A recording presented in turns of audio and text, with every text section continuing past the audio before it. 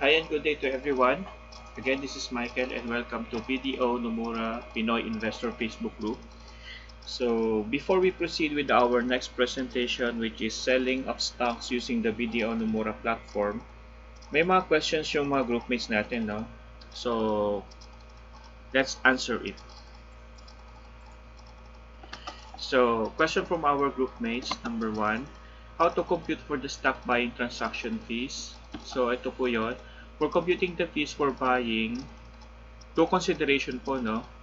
If, for example, yung purchasing amount mo is above 8,000 pesos, so ito po yung computation ng fees. So kapag below naman, ito naman yung computation niya. Okay? So number two, how to compute the average price of the stocks or stock. So I prepare here as a table for JFC, Jolly Food Corporation. I have three transactions here. So, dito nakalagay yung date of transactions ko. You have the quantity. This one, as per confirmation notice, no, yung unit price, pagkakabili ko. Then, yung extension is just only the product of the quantity times the unit price. Then, yung charges. So, ito yung computation ng charges natin. No? So, if you will notice, there is, in the first transaction, this is below 8,000 pesos. So, ito yung pag-compute niya, paano ko computein. So, ito yan. So, yung second and third transaction ko is above 8,000. So, ito naman yung pag-compute ng fees ko. Then, yung net debt is just only the sum of extension plus the charges. Okay? So, para makuha yung average price, it's just equal to the total net debt divided by the total quantity. So, mapapansin meron tayong average price dito. And if you will notice, kung gagawa ka ng ganitong tabulation, no, para sa records mo lang, no, you will notice that kung ano yung average price mo, yan din yung average price na lalabas sa platform dun sa may equities portfolio. Then, may question dito yung isa nating groupmates, no. Sabi niya, Sir, bumili ako ng stocks ngayon, pero pag titingnan mo yung average price ko ngayon dun sa binili kong stocks, nag-multiple transaction na kasi ako. Kaso, hindi pa nagbabago. So, ang answer natin doon is, mag-update lang yun after a day. Okay? So far, ito lang yung mga questions ng groups natin. So, let's go to the presentation. So this short presentation was made intended to help the group to understand how to use the BDO Nomura platform in terms of selling stocks. So let's go to the BDO Nomura web page. So ito yon. So we just choose online trading login and click login. So we'll go to this page. Just enter our username, our password, and click login. So we'll just wait for the one-time password that will be sent by the BDO to our registered phone number. So if we receive it, then enter here, then click submit. So we are now in the main platform of the BDO Nomura. So to enter trading platform, just choose and click on trade.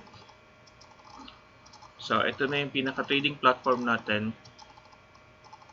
ng BDO Nomura. So we will see here a code screen. So sa code screen, na-explain natin ulit, no? We can see here the stock code and the company. We have the close. This is the closing price of the previous trading day. We have the high, the tentative highest price within the day. Low is the tentative lowest price within the day. Bid quantity is the number of quantity in the certain bid price. We have the bid is the buying price. This will display the highest bid price from the bid-ask board. Ito yung bid-ask board natin, no? So, ask is the selling offer price. This will display the lowest ask price from the bid-ask board. So, ito naman yan. So, ask quantity is the number of quantity in a certain ask price. You have the last stock price in a specific market time. You have change. This is the difference between close and last price. This indicates the price movement. If green means the last price is higher than the close price. Kapag red naman means the last price is lower than the close price. So, Kapag halimbawa same black color yata ito, so it means to say na there is no price movement, okay? We have the volume, the buy and sell total volume. You have TOP, the target opening price. TP is the trading phase, indicates status of market. Either pre-open, open, continuous trading, recess, at trading at last, close, etc. Okay? So, stock selling, when and why do we sell stocks? So sa point of view ko, no, we sell stocks if a stocks hits our target price. Explain ko lang, no, di ba bumili tayo ng stocks, no, so nagkakaroon tayo ng mga kasi pag halimbawa nagkamali tayo, minsan nagkakamali ka ng bili, minsan nakakabili ka sa peak price. So, para mapababa mo yung average price mo, bibili ka pag bumaba na yung price, no. So, magkakaroon ng average kasi ang basihan naman pag nagbebenta ka tsaka yung kita mo dun sa average price mo, no? So, may average price ka. Ngayon, gawin mo, mag-set ka ng target price mo. Kung kapag halimbawa happy ka na dun sa target price na yun, okay na isa yung gain, di sell na natin. Okay? And how to sell stocks? We go back to the trading platform again, ano? So, ito yung the trading platform. So, we go to the portfolio, then click equities portfolio. So, ito na yon, equities portfolio. Then, makikita natin dito lahat ng stocks na nabili natin, no? So, explain natin ulit, no? So, yung makita din yung stock name dito, yung LACP, which is the last adjusted closing price, which is the closing price of the previous trading day. We have the quantity on hand, quantity of shares owned, quantity available, same with quantity on hand or quantity left after sell. We have the quantity queued, we have quantity placed on sell, we have the average price of all bought shares per stocks. Then last is the stock price in a specific market time. Market value is product of last price and quantity on hand. Then yung unrealized gain or loss natin indicates amount of gain or loss. Kapag green, gain ka niyan. If the last price is higher than the LACP. Kapag red naman, ibig sabihin, loss ka. If the last price is lower than LACP. Then ito naman pinapakita yung percentage ng gain or loss natin. Okay? So, but ang intention natin ngayon is magbenta, no? So, for example, dito sa equities portfolio natin, no, makikita natin dyan yung Metrobank. So, ito yung ibibenta natin kasi makikita mo naman dyan, di ba? Ito yung average price. Ito yung last price niya ng market, no?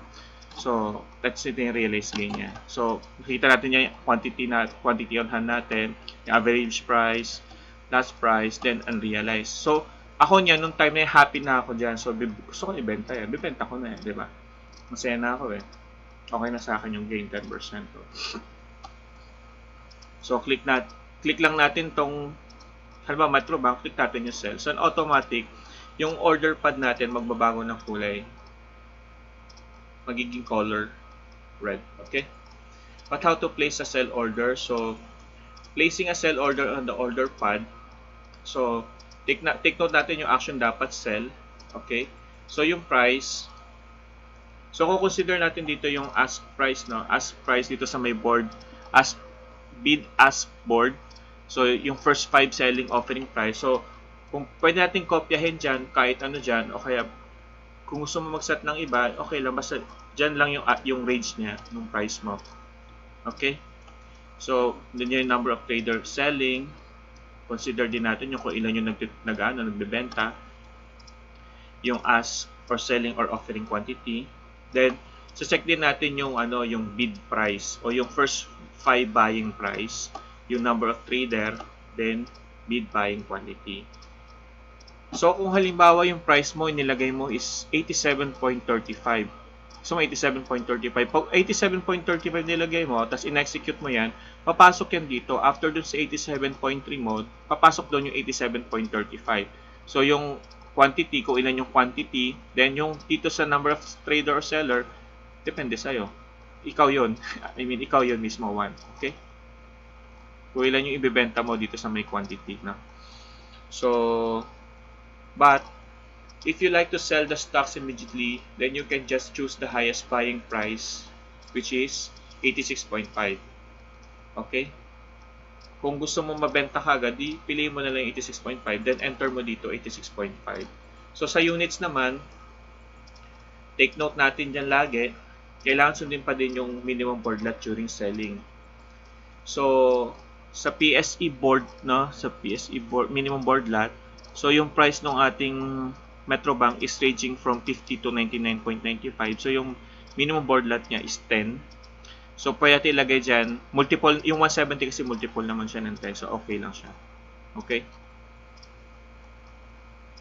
Yung validity naman, di ba, in-explain natin doon sa last presentation natin, yung day at saka GTC. So, dito, within a day na lang yung transaction natin. So, pag click natin yung day dyan, so lalabas na dyan yung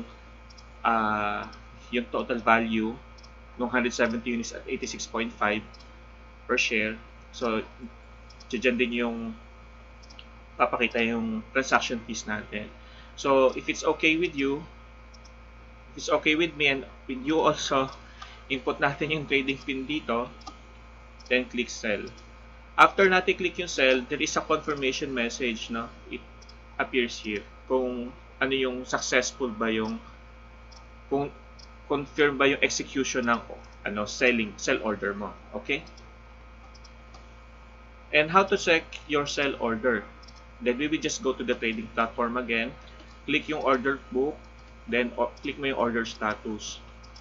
From the order book, makikita mo na dyan yung yung Metrobank, yan. So yung action niya is sell. Doon sa status naman, pending, minsan sa waiting in line. So mapapansin mo market close to nag-place ako ng sell order ko. 95 pa nga yung nilagay ko dyan before. Pero sample lang naman to, no? We will just prepare another presentation that will show actual selling, no? So sometimes dun sa status, pero pwedeng maging queued yan, means it's already in place but waiting for price matching. So filled naman means that the unit is already sold. So kapag ang status is filled, automatic yan, no? Okay yung ating transaction. To take note, mga co-investor, every successful sell transaction, BDO Nomura will send a confirmation notice to your registered mail.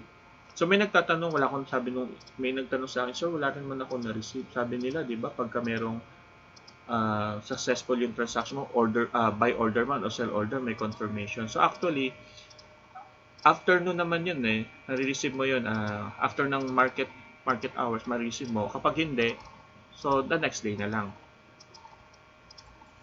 Then, for the sell order was filled, next question, saan ko makikita yung, o mamomonitor yung kita ko? So, we'll just go again to the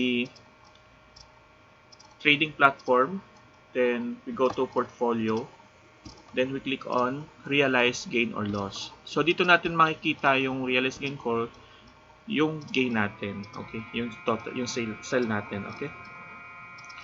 So ayan, sample lang naman to, yung PLDT ang average price ko is 1,450, tapos ang average selling price ko is 1,538, tapos total unit ko is 30. Then yung realized gain ko, ayan. So, sa baba, makikita mo yung total gain or loss mo. Okay?